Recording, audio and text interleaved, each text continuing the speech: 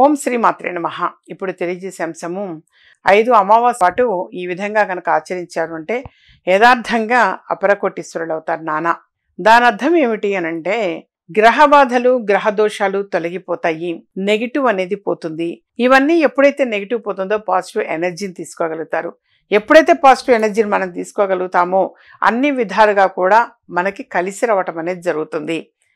అపరకోటీశ్వరుడు అంటే అది ఆరోగ్య విషయంగా కావచ్చు, ఐశ్వర్యప్రదంగా కావచ్చు.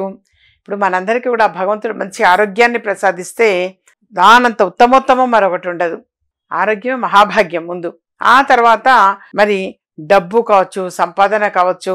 సంపాదన అనుభవించాలంటే కూడా భగవంతుడు మనకు చక్కని ఆరోగ్యాన్ని ఇవ్వాలి. అందుకోసం 5 అమావాస్యల పాటు మీరు ఈ విధంగా ఆచరించండి. పాలు అనేటువంటివి దానం చేయటం చాలా మంచిది నాన్న. మీరు గమనించండి, కొంతమంది పాలు పొద్దున్నే డిస్ట్రిబ్యూట్ చేస్తుంటారు. వాస్తవంగా చాలా మంచిది అది, పాలు అనేటువంటిది పంచటము. అలాగే మరొకటి ఏమిటి అనంటే ఆ రోజున అమావాస్య నాడు తప్పనిసరిగా మరి భోజనాలు పెట్టడము అనేటువంటిది కూడా మంచిది. అన్నదానము అని అంటారు.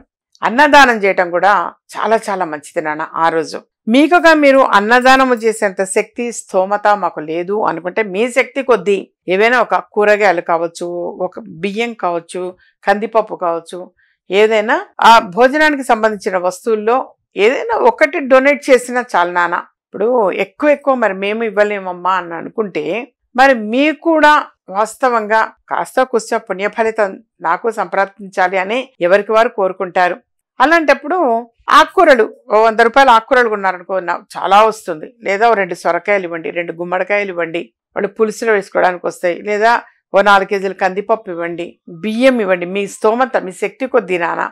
లేదా తాలింపు గింజలకు సంబంధించి ఏమేమి అవసరమైతే అవి, ఎండుమిరపకాయలు అవి ఇవ్వచ్చు, ఆయిల్ ప్యాకెట్లు ఇవ్వచ్చు. అలా ఏంటంటే మీ శక్తి కొద్ది మీ స్తోమతకు తగ్గట్టుగా ఎంతైనా ఏదైనా ఒక వస్తువైనా సరే డొనేట్ చేయొచ్చు నాన్న. భగవంతుడు మళ్ళీ మీతోటే పూర్తిగా అన్నదానం మీకుగా మీరు మీ సొంతగా కొంతమందికి భోజనం పెట్టేంత స్థితిని ఆ భగవంతుడు కల్పిస్తాడమ్మా తప్పకుండా. అందుకనే ప్రత్యక్ష దైవం ఇప్పుడు గోమాతకి తినిపించమని చెప్తూ ఉంటాము. 3 దేవతలకు పెట్టిన పుణ్య ఫలితం సంప్రాప్తిస్తుంది. ఎంతో ఒక 10 రూపాయల ఆకుకూర కొని పెట్టినా గోమాతకి చాలా చాలా మంచిది, విశేషము. అరటిపండు తినిపించటం కావచ్చు, అలా ఏంటంటే ఏమైనా కూరగాయలు తినిపించటము చాలా మంచిది. అన్నదానము ప్రధానంగా మళ్ళీ తెలియజేస్తున్న అమావాస్య నాడు అన్నదానం చేయటం విశేషం నాన్న. ఈ విధంగా ఒక 5 అమావాస్యల పాటు మీ శక్తి కొద్దీ మొదటి అమావాస్య అనుకోండి ఏదైనా కొంచెం కూరగాయలు ఏమైనా ఇవ్వండి.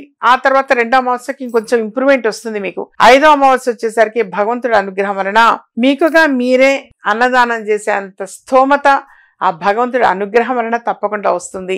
ఏది ఏమైనా మనం ఇవి చేసుకుంటున్నా మనం మన కష్టాన్ని నమ్ముకునే ఉంటాము.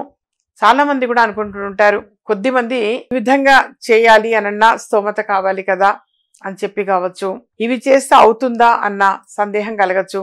తప్పనిసరిగా అవుతుంది నాన్న. ఎందుకంటే ఆ భగవంతుడి అనుగ్రహం వలన అంతకంతా ఇస్తాడు తప్పకుండా.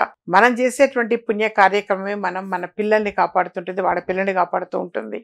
అలా మీ శక్తి కొద్దీ మీ స్తోమత కొద్దీ ఏదైనా సరే దానం అనేది చేయటం చాలా చాలా మంచిది.